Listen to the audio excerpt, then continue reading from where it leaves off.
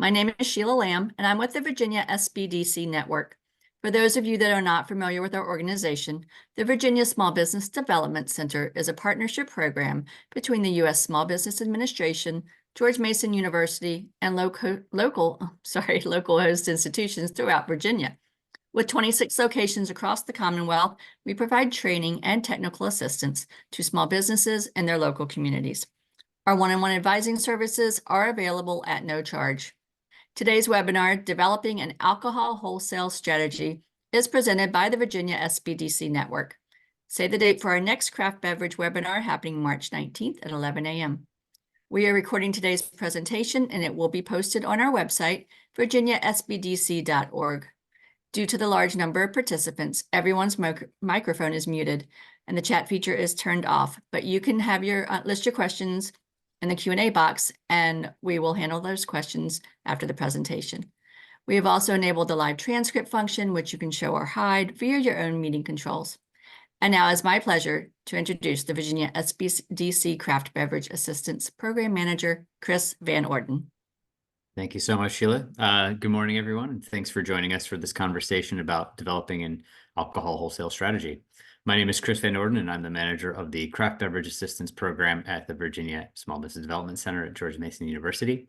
The CBA program is designed to provide industry-specific assistance to Virginia's craft beverage sector. So today's program will be a free-flowing conversation on how front-end planning can enhance the performance of alcohol producers' wholesale strategy. You'll be able to enter questions into the Q&A function, and we'll do our best to answer them all either during or after the webinar.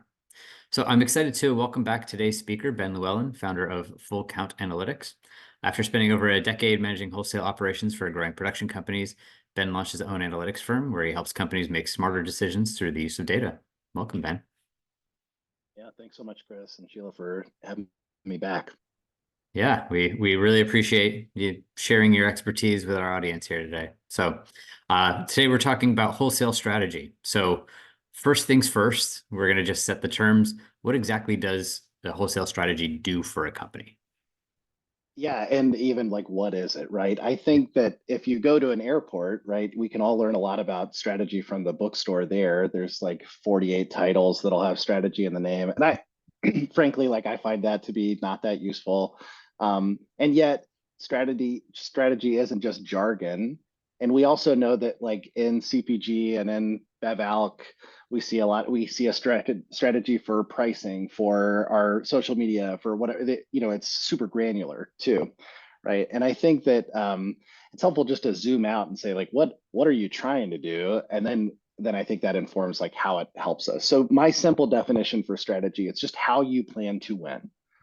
So that implies that you have some sense of where you're going, right? Like what winning looks like, and we'll talk about that. But it's also just your plan, right? And that's as simple as that. So if it's easier, I think of that as an if-then statement. If I do this, then I will achieve that, right? And how I think it helps you specifically, it clarifies what's your approach, right? You have all of these different audiences in this work, right? Obviously, chiefly the consumer, but of course, your retail partners, your distributor partners, your team. How are you transmitting in a noisy environment, like where you sit and what you're trying to achieve? Because not everybody is trying to achieve the same things. Not everybody's plan will be the same, even if they're all successful, right? And so with a clear strategy, your performance becomes manageable and reproducible. I can't tell you how many times it felt like I was just waiting for the end of the month or the end of the quarter, end of the year to find out how I did. You know what I mean? Just red or green, that was a good year or a bad year. And in reality, once we started really deploying strategy in our work, and now when working with clients, just gives you a lot of agency in the process, right? I can be watching that on a day in, day out basis and seeing what parts of my plan are not working right now or are working better than I had guessed. And I can really adapt, what my actions need to be from there. And all because I set the starting point, I brought that agency to the table, and it takes the form of this kind of strategic planning. Yeah, and I really like the way that you frame it both as like, it's going to be different for every company, both because what does success look like? Just defining what is a win for somebody is not for another company, kind of the ultimate goal. and then multiple ways to get there, right? You could wind up having the same top line goals, but the things that constitute those various wins to get you along the way could look very different. And the only guarantee is that you're never gonna totally nail your projections, or it's never going to work out exactly the way you planned, but that's definitely not a reason to just kind of let go and let God, I Well, think. it's maybe the reason to grab on, right? Yeah. If you accept the reality, and I think you're exactly right, like nobody is going to nail this number. Wouldn't Mhm. you like to know sooner rather than later how it's breaking down, right? And that's sort of what I think the point of the strategy is that kind of living document of, I can take this and really assess in the undercurrents of the business rather than just that top line number, you know, what's working about my plan and what's not, how can I address that? Yeah. So absolutely, it will not yield a perfect forecast, but it will help you know what's imperfect about your Hmm. forecast. And being able to make the adjustments along the way, waiting till the end of the year is not a great feeling. So, right, let's start at the beginning. What's the kind of starting point for developing a wholesale strategy? Yeah, and I think when we think about a starting point, partly it's like who should have one. Everybody should have one, but if we're being honest, it's the moment where your capacity outstrips your demand, right? So if you can make more than you can sell without thinking about it, then all of a sudden you need to think about how you're going to sell this product, right? And so probably everybody on the call is at that point. That's why you would sign up for a webinar like this, I suspect. But also this is something that sort of seeps in, unfortunately, after you've piled up some inventory that you thought would move quickly, and then all of a sudden you're kind of working backwards and trying to fix a problem. And so that's why I think it would be valuable for everyone to see the use of this, so that you can kind of be in front of that first dynamic, that capacity outstripping demand. So the starting point when you're developing a strategy, I think, is to first determine your goal, right? What does winning look like? Easiest way to do that is to set, a volume goal or a dollar target. That could be profit, that could be revenue, that could be case equivalents, that could be barrelage, whatever you're comfortable with. And Mhm. then what we're going to do is we're going to take that number and start to break it down into more meaningful pieces. But I think that that's probably the best place to start for people. There is a how do you decide your strategy component of this that you might put in its place. But I think for most clients, I end up here first. They know that they want to make a capital investment into more brewing space. How Mhm. can they sell that product, right? And so they know what number they need to hit to make that investment worthwhile, or where the break even is, and then we need to work backwards from there to figure out how we'll get to the finish line. Yeah, yeah, it can be easier to just understand, like, okay, I know my new production capacity. I just put in new tanks. Like, I have this much more product to move, that translates to this many cases, this many, or this much dollar value to start, Exactly. seeing profits. Great. But yeah, I know that's then what, right? So Sure. it's there's again a lot of different ways to do that, and it comes down to where you want to put your brand, what your strengths are, what's happening. I mean, this is all the market research and kind of brand strategy that goes hand in hand with this, of like why you, where you, and I know we're going to talk through all that in a minute, but I guess when you're working with a producer who's maybe developing their first strategy for distribution or wholesale, we're going to use the terms interchangeably. What kind of information, what kind of data do you want them to have at their fingertips at the ready to start having those discussions? Yeah, I would say that, part of that, if your capacity is outstripping demand, right, that kind of fundamental condition, that probably means that you have enough scale that you're starting to receive depletions data from your distributor partners, right? It could be in the format of just an Excel spreadsheet once a month or once a year or whenever you request it or whatever. It could be through a service like Encompass or VIP, or name a couple of other guys here. But but first, you probably want to get a handle on your basic sales pattern, and we'll talk about some of the metrics that you can derive from that. But the normal kind of default report that you would receive from a partner, or one that you could construct pretty easily through one of those portals, would give you what you needed from depletions data. The other thing that you would need is like your territory size in terms of number of outlets. So that again, you could derive from the portals. You would probably need to request that specifically from your distributor partners. And you want to grade that number, right? So if I looked at like all of the outlets that can purchase alcohol, we can suspect that our product, if we're a craft manufacturer at a premium price, doesn't fit literally every outlet that can, right? And so kind of getting like a qualified list in terms of just the total number. So if a distributor's territory services 3,000 outlets with an alcohol license, then you just get from them how many do you sell a craft beer into, or a premium wine, at this point, and they should be able to tell you pretty easily, hey, in the last 90 days, 2,000 of those 3,000 took some product out of this part of my portfolio. And so now you've got a better working definition of the territory size. So you'll need that, and preferably your sales data. Then you also need to have some sense of what are you looking to invest into this mission, right? That might be, here, meet my sales manager and my 3 sales reps, right? That's part of your investment. It might be, here's the rebrand we're doing against our core line of products, or here's the messaging we want to put out against that, et cetera. Just having a sense of like what you are doing from an internal resource development or internal spending, what you're budgeting for all of this is very helpful to know, how to apply those resources later. We first need to know kind of what's in the bank.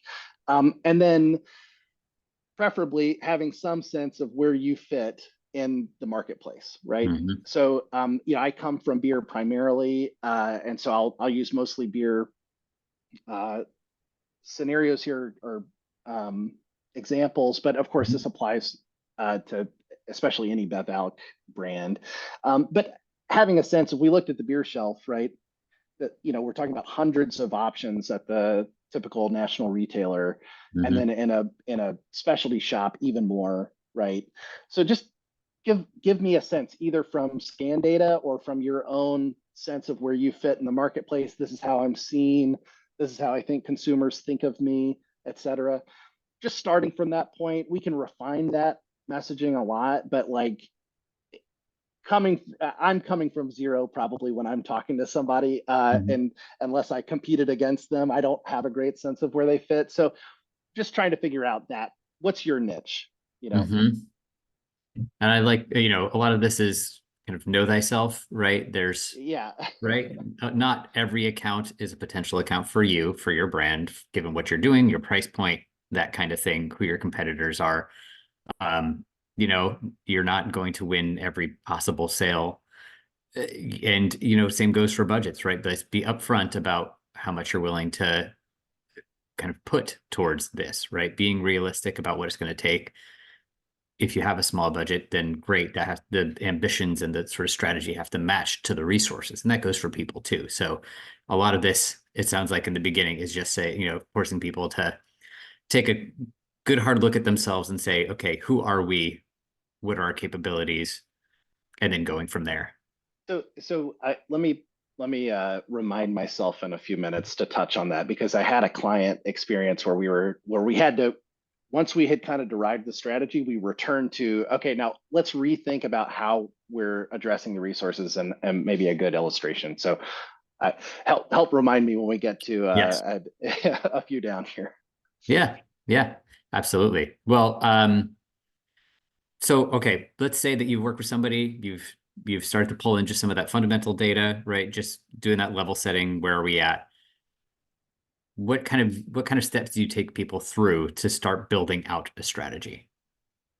Yeah, so this has a lot of different names. You can find it called a decomposition framework, or factoring, or systems thinking, or whatever. It's just setting your KPIs is another way to think of it. So we're going to take that number. Let's say you want to have 100,000 case equivalents of volume next year, and irrespective of where you are today, we can take that number and derive key performance indicators that are driving the outcome of 100,000 case equivalents. And so the first layer I would lay on top of that 100,000 is to divide it into distribution, times velocity, right? So you can do this a lot of different ways at my day job, which is at King's Hawaiian Bread.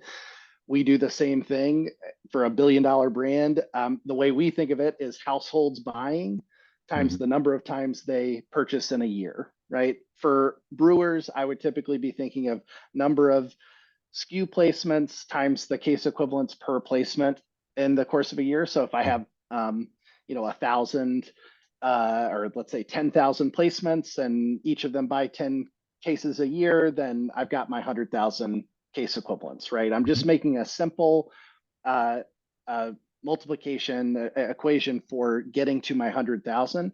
I know what that answer needs to be on one side of the equal sign, and then I'm just trying to think of an effective way of deriving other values there.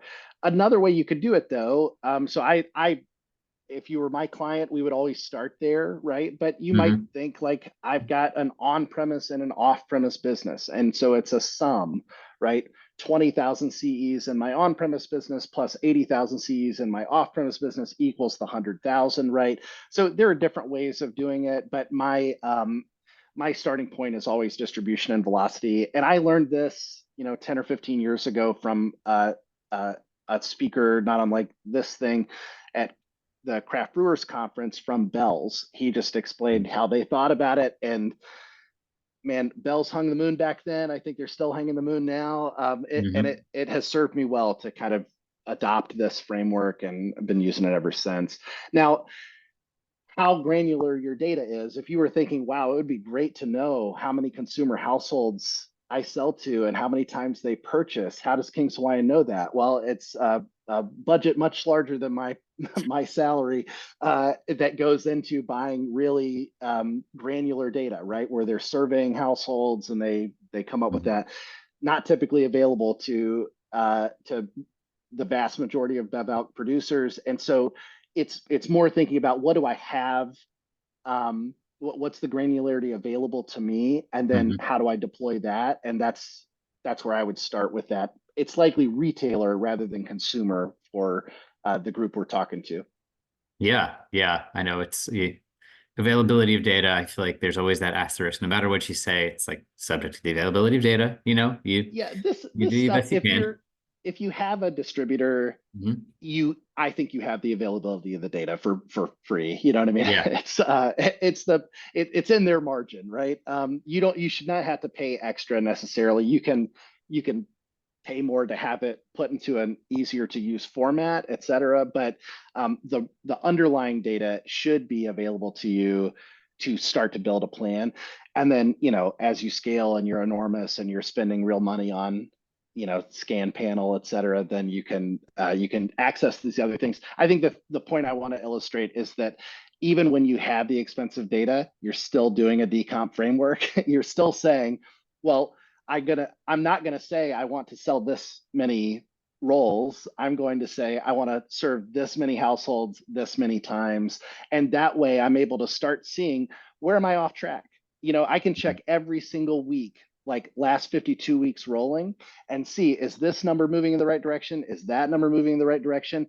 And all of a sudden I'm introducing agency into my strategy instead of watching that number on the other side of the equal sign, which has to happen, right? It's going to be a function of those other two things. But now I'm starting to see, like, maybe they're both off track, or hopefully they're both beating the expectations, but I'm starting to introduce variables that I can influence.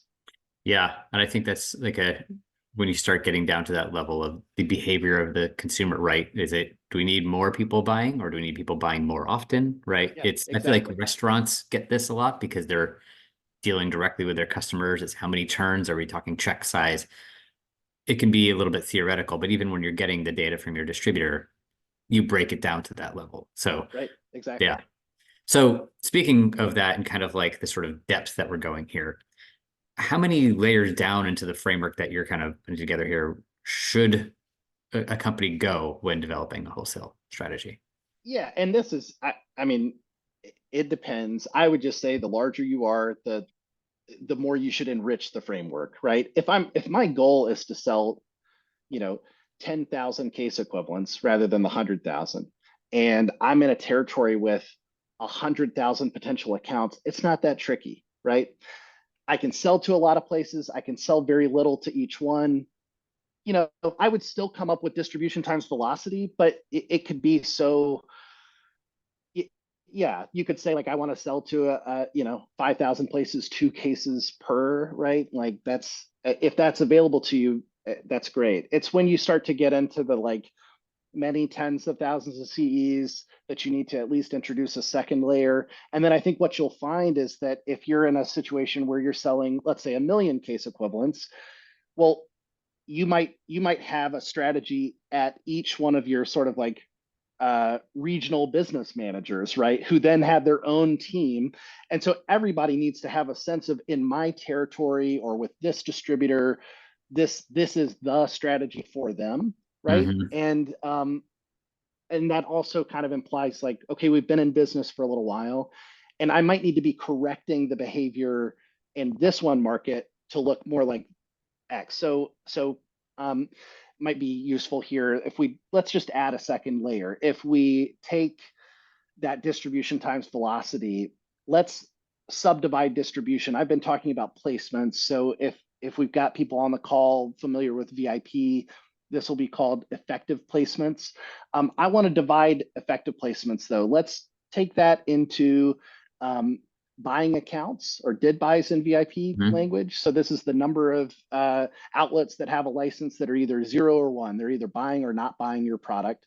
And then multiply that times the number of items that they carry. If I have the number of outlets times the average number of items carried, if I multiply those together, I get the number of total SKU placements I have in the marketplace. And then similarly, I can take the velocity side. Instead of CEs per placement, I can say, how many purchases does each placement make? And what is the size of each of those purchases, right? And so all of a sudden, I've gone from distribution times velocity equals volume to doors times density times frequency times size. You know, 4 different variables are yielding this volume number. And that may sound dry or mathy or whatever, and you know, call me if I can explain this stuff better. But I think it's useful to imagine an underperforming territory, right? You're very satisfied with like 8 out of 10 of your wholesalers, and one of them is broken in the sense that they have lots of outlets, but they don't put that many products into it. You know, how you might feel that is, I have 3 products that are core year-round 6-packs, and the average convenience store in all the good performing markets has 2 of those, and in this one we have 1.1 of those. So the guidance I'm going to give to that distributor might just be for that distributor. It might just be, I want you to address the density, the number of placements that you have per outlet, and that's how I'm going to address your market, right? It may not take a global answer. And so this is sort of the, how many layers should you go down? Well, when you have a complex system with a lot of volume, you probably need a complex or sophisticated kind of subtle approach to each one, where you've added that layer and you're able to refine here's the issue with what's going on here and how we can grow together, right? And enable that clear messaging. And so if we, you know, those KPIs are dry and dense, I think it's more effective sometimes to think of what questions they're answering, right? So if we take those 4 again and we say, okay, we've got doors, rather than saying like, here's how many outlets I'm in, you know, what's good, what's bad. One way you can think of it is if you're looking at like the up or down off of last year and you're answering a question, you start to get a sense, right? So if doors tell you, how easy is it to find your product, right? And I say, you're in fewer doors than you were last year, you can answer the question with, it's harder to find my product than it used to be, right? There's lots of gray in that, you know, this chain services more people and like I lost some independent guys, what yada yada. But the basic intuition, right, is right there. If I sell into fewer doors, it is harder to find my product. Is that what you want, right? And likely it isn't, but really consider that in each one of these cases, you could choose to say, yes, I'm willing to make it harder to find my product to achieve the strategy that I'm after, right?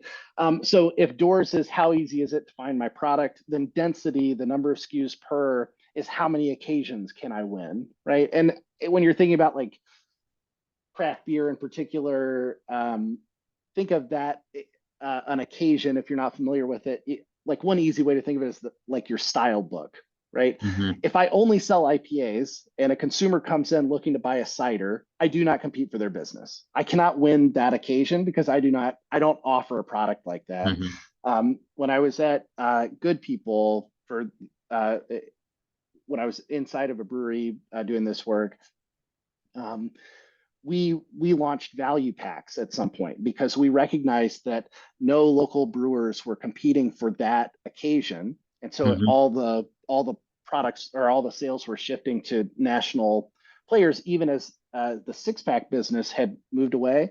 And so we thought, okay, well, if we're the local brand competing for that occasion, I'm hosting an event, I care about saving the extra dollar, whatever that Mm-hmm. occasion is, then we can compete and win. So density is just a signal. If I sell more products into an account, if I have 5 things on the shelf instead of 2, I'm competing for more occasions, more likely, right? Again, you could be making,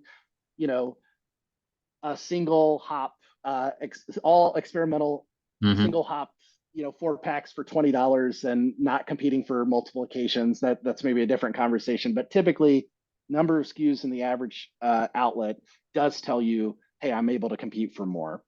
On the velocity side, if we look at frequency, we're saying how reliable is that demand? So that again is purchases per placement. So if I sell a 6-pack into Kroger, I'm hoping that demand looks something like 52 purchases a year, right? Mm-hmm.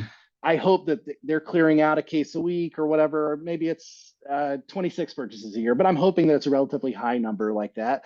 If it's a half barrel keg at a high rotation bar with 3 draft lines, and I just get my shot every once in a while, it could be a single purchase, right? I Mm-hmm. sold it in once and that's that.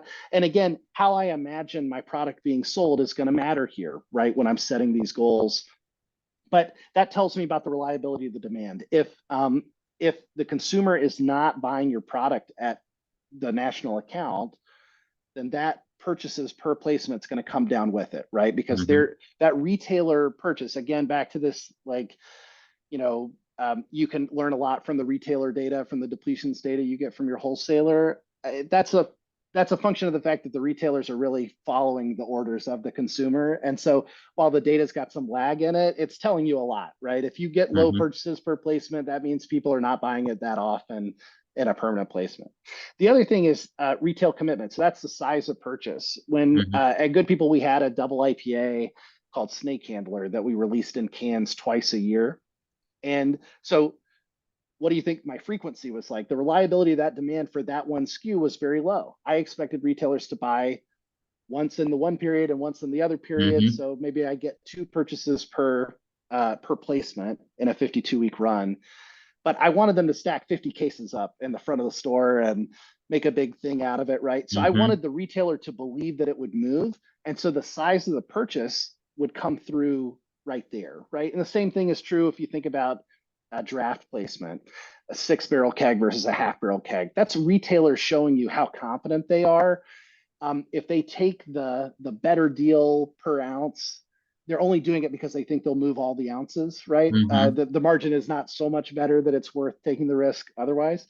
I'm not sure if the wine business works like this in Virginia, but in Alabama, you could sell a single bottle or a case, right? And so you can imagine, again, like just that level of commitment coming with the size of the purchase that they're making. How much do they believe that it'll go?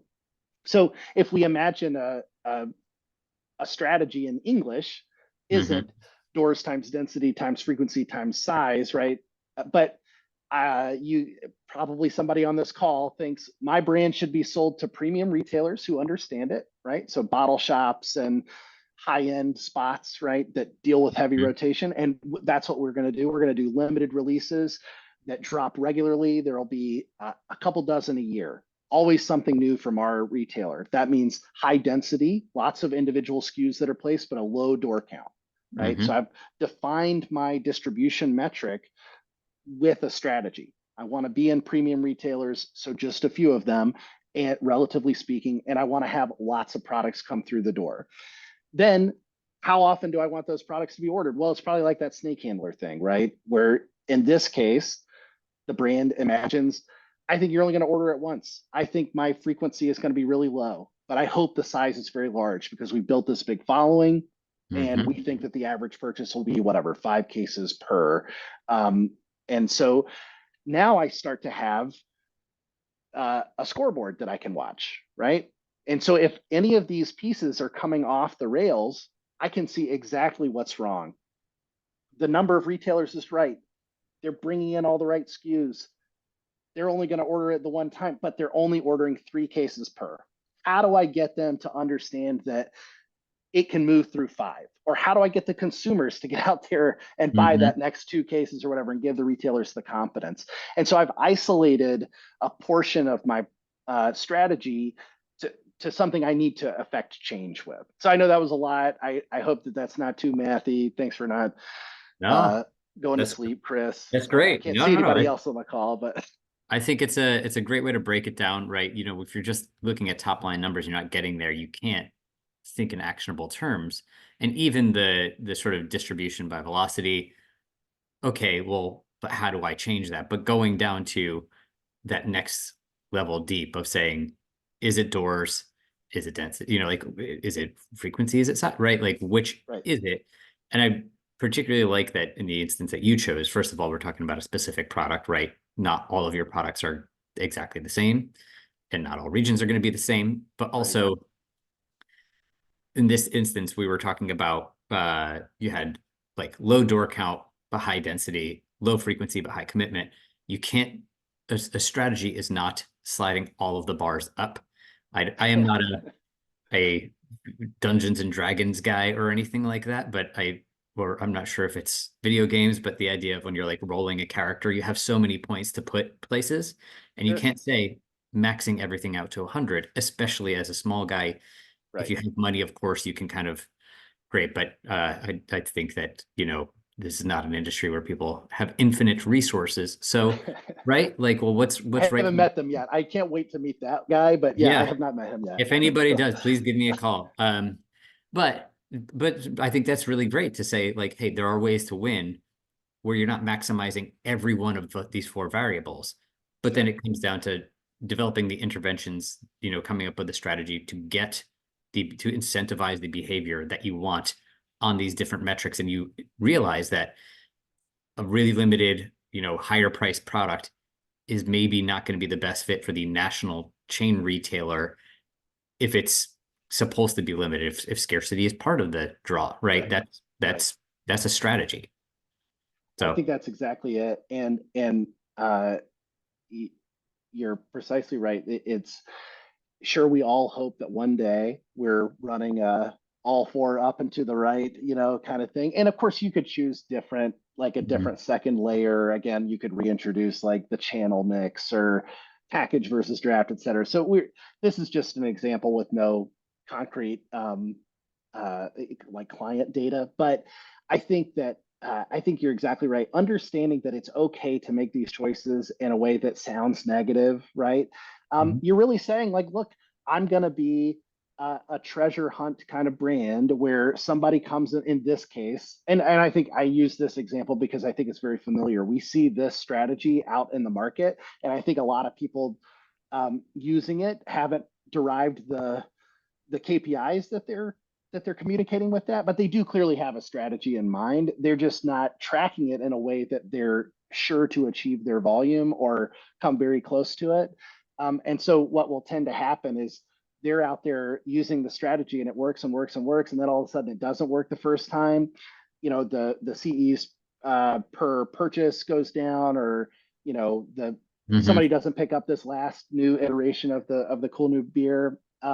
And that's when they recognize like, like my capacity has outstripped my demand. And so I think you're exactly right. Understanding what do you think you'd be good at, right, should inform this is the place, this is the shape of that kind of starting point of the strategy. Here's what I think our brand can do, right? Because you might be geared up for a well-priced 6-pack in national accounts. right? And so your way of operating might be about delivering value, and so you want to increase the volume, you want to increase retailer frequency, maybe drop the size of the purchase or whatever, and track it totally differently.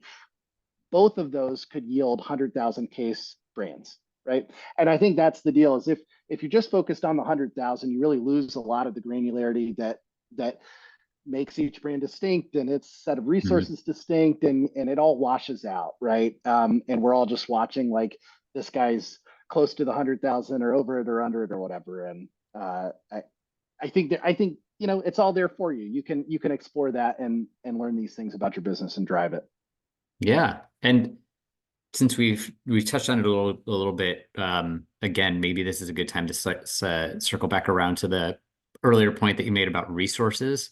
Is this a good time to revisit totally that? Yeah, totally. Thank you for the reminder. That I think, like, I find that a lot of people come to me and they say, the way I'll receive business is, what should I ask my sales rep to do? What do I do with this Kroger presentation or this, Whole Foods presentation or whatever? Like, what am I supposed to put in here? Should I roll out a variety pack next year? Or how do I write a distributor incentive? So if you go back to that, like that KPI piece, right, when we're talking about like the, let's say, doors and density, right? And you imagine like, okay, I want to have an expansive door strategy. So I've got like, let's say I'm in 1,000 doors today, but the way I'm going to drive my plan forward to achieve the goal I want is to get to 1,500. So all of a sudden, I know exactly what I'm asking my sales rep to do. I'm asking them to go knock on new doors. And then we can just do some simple, like, okay, your sales rep calls on 40 accounts a week or 50 accounts a week, right? We just throw some math at it. And then we start to see like, wow, that would take them a close rate of, 100% and 2 years to get to the number, you know what I mean? And so all of a sudden we go back to the resources and we say, well, do you have more resources than you think you do, and the people, right? And in this case, I was dealing with a sales manager and an owner of the company, and I was like, owner, do you have some time to call on accounts, right? What would your implied close rate be? And all of a sudden, with the knowledge that the goal was to address door count expansion, the owner could start to see, well, like, okay, I could add 30 calls a week at this close rate or whatever, and I could target this one area. And my job would be to just take a list of people that do not carry our product and just go show the product. And in fact, we might see, hey, a founder and owner of a small business might be a really compelling salesperson for that specific job of try my product, right? There's sort of the indefatigable set on that thing versus like the hired sales rep might be better at driving velocity or improving the situation on the ground of the existing distribution. And so all of a sudden we're able to take that first draft of the strategy and we recognize like, here's the lever that we can really change the business with, but the resources just simply do not line up with this. Now, does that mean you have to go hire another rep? No, but it does mean that you should reconsider how you're applying those resources. Is there a way to send the brewing staff out to lunch at a place that doesn't carry your product, dropping samples and whatever else along the way? And so it's just reimagining, like, how could I apply all of the resources internally against what is now a clear framework for success for me, versus if we had just said to that owner, before we had a strategy, will you get out in the market more, right? But they don't know what they're out there to do. They don't know who they're supposed to be calling on. If they say yes, they're probably going to go visit the friendly accounts that they've known forever and yield nothing towards the growth of the business, right? But have spent time to do it. And so I think that what you can see is that with a developed strategy, you start to have clarity on all of those kind of implications for the business, right?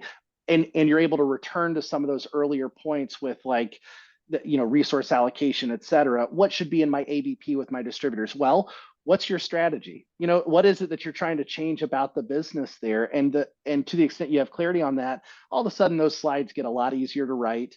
You know exactly what you want to talk to them about. So this is the tricky part, settling on these things, understanding like where you can go with the strategy, what makes the most sense for your brand, especially if you're dealing with small numbers to start with, right? it can be really daunting. You look at that and you say, like, I just don't know. You know what I mean? Like, I want all these numbers to go up, right? That's typically the actual hard part. Then once you've settled on it, you're able to all of a sudden think really creatively about all the things you have available to deploy.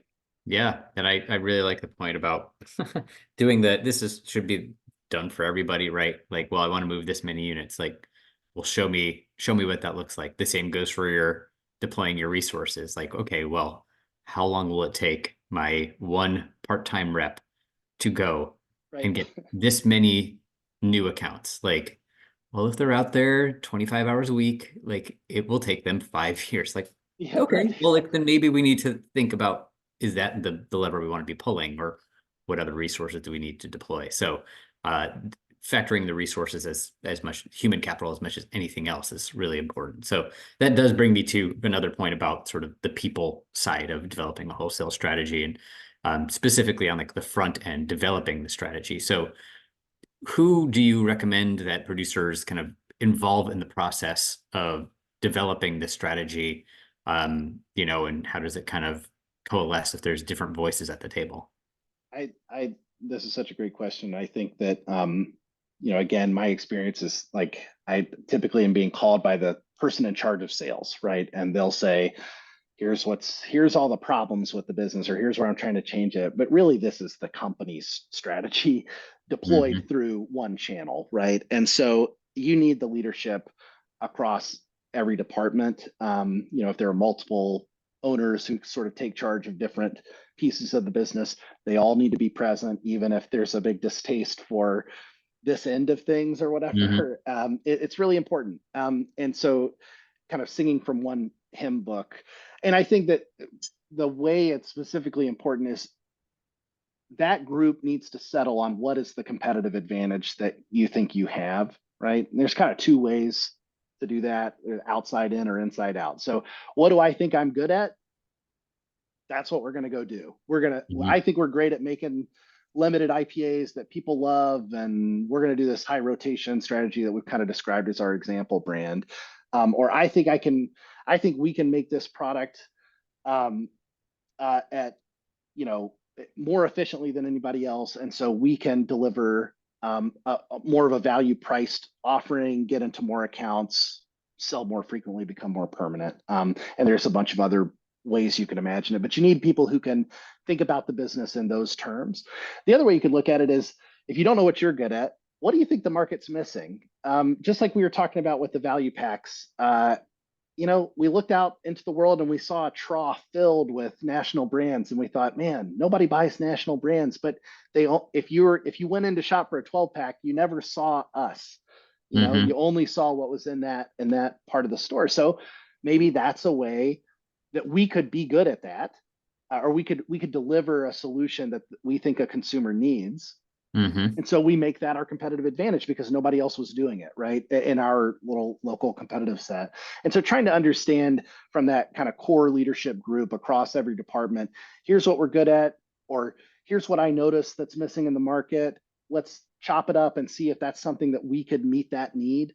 And then once you've settled on, here's what I think we know how to do, then it's really a function of the sales team and the people in charge of sales to start to set these numbers, right? Like you Mm-hmm. don't need the head brewer to comment on the number of outlets needed or whatever. Mm-hmm.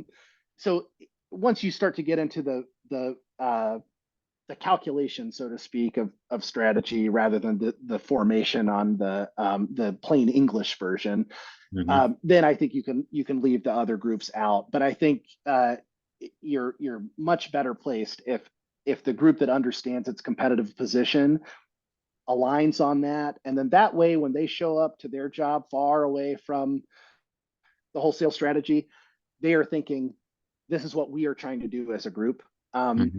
is be sold in premium retail with frequent limited releases and stuff. They recognize the importance of not missing that next ship date, et cetera, even if they don't care about your density count on a rolling 52. You know what I mean? Like, was it Yeah. the 4.4 you were after or the 3.9 you got or whatever? That probably is not that material to them. Yeah. Yeah. And I think that's actually kind of helpful, right? Just not everybody needs to have all of the inner workings, but the people who have insights or, meaningful pieces to contribute to that, being there at least on the front end where we're agreeing on general goals, like you said, the plain English version, and then it comes down to this is a sales question, so it's okay, how do we get there, what are the levers that we're pulling? And then obviously on the back end of all this, once you've settled on the strategy, there's lots of implications for the organization overall. Like, what does this look like once we've determined this is who we are, this is what we want to accomplish, here's how we're going to get there? How does it kind of get pulsed out into the organization? Absolutely. I mean, so it's in every way, these implications like come through. So like we talked about, like, what should my sales reps be doing, right? If I want them to be addressing outlet expansion or the addition of, additional SKUs into the door or frequency of purchase, et cetera, like I know what I'm asking them to do and I'm shaping that work. So, a lot of leaders are dealing with the issue of, okay, I'm seeing that my sales reps are out there calling on accounts, but I can't tell if it does anything, right? Like attribution's tough anyway. They can't take the order, right? But you could be watching these KPIs, especially narrowed to a specific territory, and seeing, are they starting to lead the business in the direction that you want? And do they have clarity of, like, when I walk into an account, this is exactly what I'm trying to do, right? I'm trying to raise the retailer's confidence in my brand. Maybe I do that through activation at the location, right? I do staff training, I do whatever, so that they are willing to buy the half barrel than the 6 barrel, right? And so you start to recognize like how that activity is really shaped by whether you have clarity about the strategy or not. And so if you don't have clarity about your strategy, your sales rep is going to go in, make great relationships, hopefully, and maybe accidentally you will sell a lot of product, right? Like I used to be one of these sales reps. I love people like this, but it helps if you're the sales rep to know what the hell you're supposed to be doing. You know what I mean? Like, what are you trying to get done? And then all of a sudden you can really measure your performance accordingly. But this also has implications for, what do I put on my social media feed?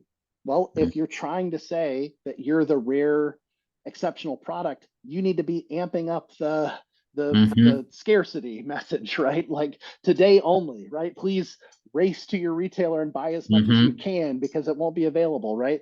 If that's not who you are, don't amplify that message. Amplify the our core 6-pack that's available everywhere and it's just a permanent fixture of your life. It has other uses than you might think. It's great paired with pizza or whatever, right? And I have just a different way of communicating to my consumer because I know what I'm hoping they'll do, right? Similarly, how much inventory should I keep at the distributor? How much dry goods inventory should I keep inside of the brewery, right? All of that is a function of, well, what do you envision for the performance of this product? And if you've got that well clarified internally, those questions are easier to answer. It's just a sense of, this is the point at which everything, or from which everything flows, right? If I have a strategy clearly defined, all the other stuff that I'm doing in the business that touches on wholesale or selling beer or whatever product really is a function of that. Yeah, it is. You can probably point to every department, every role, and say, this is how it's like. Events people, right? Are you doing the release day? Okay, this is the one-off release thing, or is your programming more about consistency or quality, or hey, like, we're everywhere, right? Pervasive, like, everybody gets impacted by it. So I think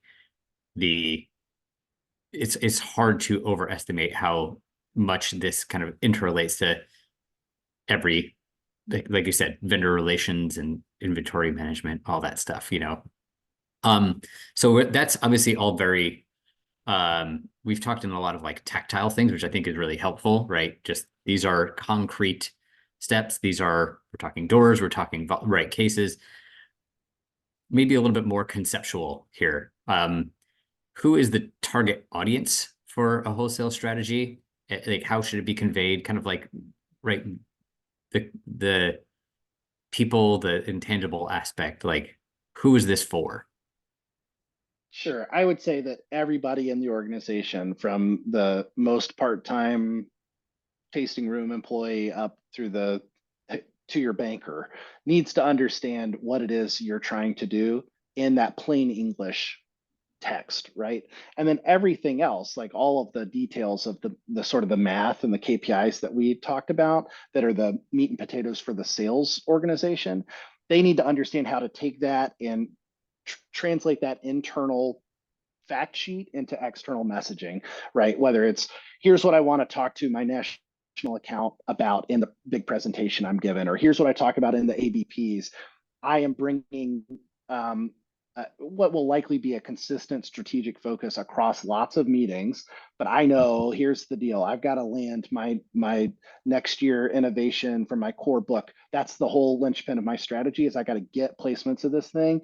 And so I'm bringing that message told over and over again in slightly different ways to different people. But you really want your, don't ignore people who are far away from this, who will talk to consumers either in their personal lives or in their work.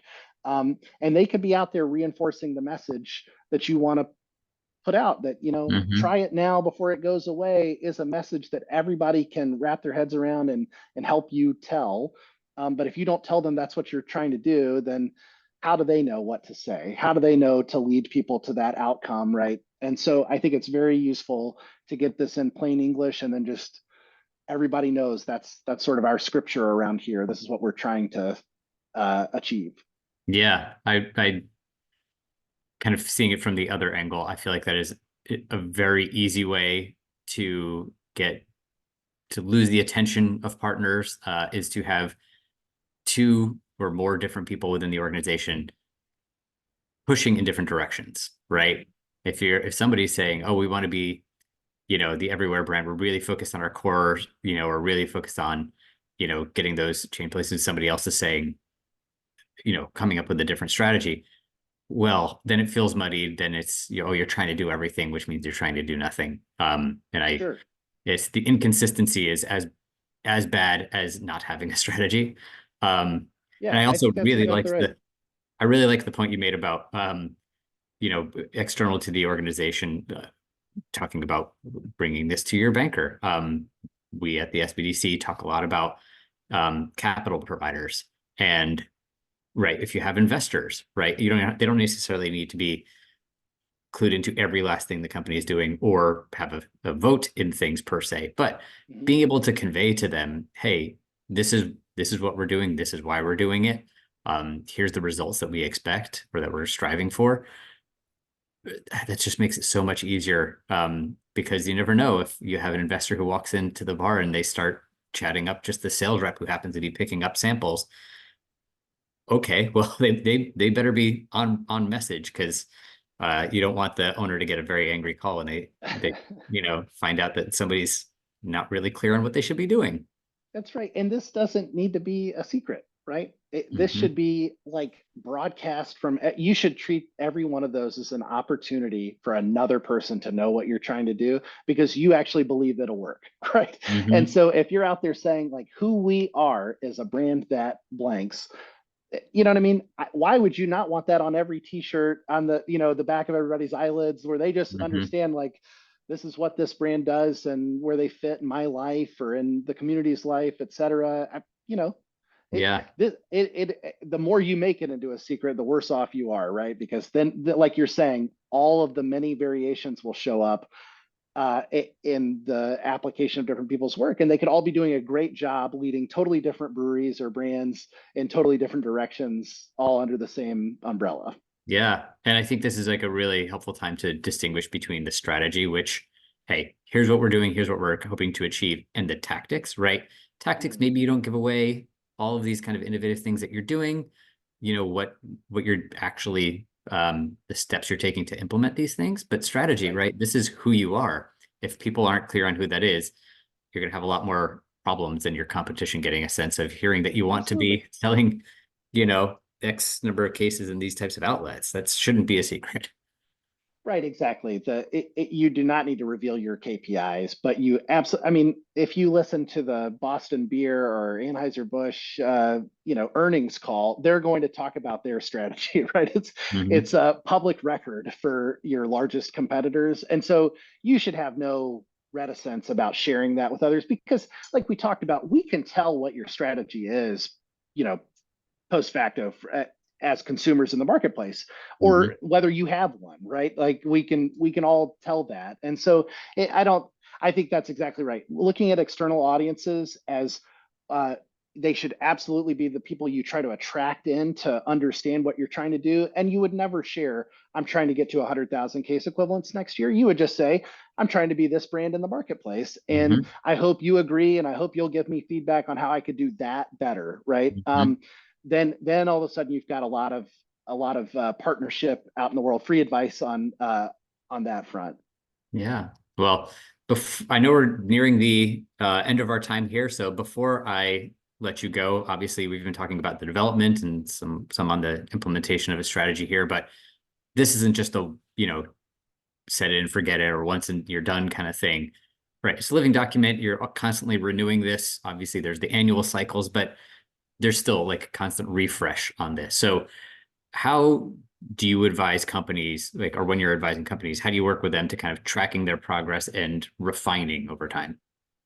Yeah, that's a great question. I think that first of all, having a strategy that's sort of its key benefit is that you can track it rather than like passively waiting for the result. You're getting a way to say, okay, I'm on top of that outlet number and I need it to go this way. Now, what do you need to check it every single day for the rolling 52-week number or whatever? No, of course not. There are elements of this that will take time to develop, and you may face, like, even as you're shifting things in the direction you want, you may have like fallow periods where you're contracting off of last year or something like that. So I would say, like, it's a balance. You're regularly focusing on these numbers, you're talking to your partners and your internal team about these numbers, but you recognize that it may take some time to see things change a lot. um, of course, it can also change in one fell swoop too, where a distributor incentive works in a month where they go and drive that second placement for you. Great, you know what I mean. You can turn around what you're focused on right there. So what happens when it's not working? Well, that's when you need to assess um, the quality of your effort on driving that outcome, right? Are your tactics good? Are you applying all those resources? Are you Mhm. just now doing the math that says, oh, wait a second, my rep can only deliver 10% realistically of what I was trying to do. So there was no Mhm. way to get here, right? Hopefully you catch more of that up front. And the more you do this, the more you're catching that stuff up front. But whatever. First, we're going to say, did I give it the best shot I could? And if I can't win giving it the best shot, I need to start to think about pivoting my strategy, right? Mhm. I am the limited release brand that nobody likes. Consumers just don't like it. I've changed the branding. I have improved my messaging. I am driving everything I can for trial. And the retailers are rightly not committing to larger purchases because we can go into any bottle shop and find the 4 iterations of this rotational beer, and it just isn't working. And then you have to Mhm. really ask yourself, is this what I'm good at? You know, Mhm. and if I can't get better at it, do I need to pivot and think about a different way to go to market than what I've done? So first, you have to really assess, did I do everything I could have done, right? And that's what I would direct right to the salesperson, is to say, are you sure you gave it your best effort to make sure that those people tried it? Did you do all the activations you could have done? Did you get that message out there as best you could? And then if you can honestly say, this is as good as we can do it and it's not working, then you ought to know right there, time to get a different KPI focus, right? You Mhm. need to do something different with that resource. And that can be painful, but kind of thank God for it, right? Like, if you can catch that early enough, there's still time to like salvage your position and go a different direction, right? Mhm. Yeah. No, this is, ignoring it isn't going to help at all, right? Not having a strategy, sometimes things just aren't working and it's better to know why. And if you can make those changes to get on track, then great. But you do what you can. We had one question come in about statistics on top Virginia wineries by sales volume. Um, I think Virginia-based winery is going to be a little bit difficult, especially because of the share of Virginia wineries that are distributed via VWDC. I don't know the extent to which they kind of publish information on that. This is one of those areas, right? Distributors have pay to get access to these data, right? They and you can just request that for them. But if you're using VWDC, you're not. That's one of the downsides that by doing kind of the self-fulfillment side, you don't have the same access. But I would say if it would be anywhere, it would be with VWDC, unless you can get, your IRI scan data, but that's only going to be grocery stores, and that's missing a huge share, especially for wine. So it's a bit of a unique space, but it's the other side of the coin to being able to self-fulfill. So I know it's a whole nother conversation there, but appreciate the question. And I think we will probably wrap up here. We are 1 minute over, so I will just thank Ben for his time and expertise and sharing this. Thanks so much for joining us, Ben. Oh, so glad to do it. And thanks everyone for joining us today. Yeah, absolutely. We have another webinar next month, but thank you all for tuning in. I'd like to thank everyone too for attending, and thank you, Ben, and thank you, Chris. We will receive an email with a link to this recording. If you would like to sign up for upcoming webinars or access recorded webinars, please visit virginiasbdc.org/training. These resources are designed to be used in collaboration with your local SBDC advisors. You can sign up for a free and confidential session by emailing help@virginiasbdc.org or via our website. We do hope to see you at our next session, and I'm going to let folks take a few moments to fill out the evaluation. We appreciate that. It helps us provide better service to you. And thank you all again for being here. Take care, everyone. Thanks, everyone. Bye.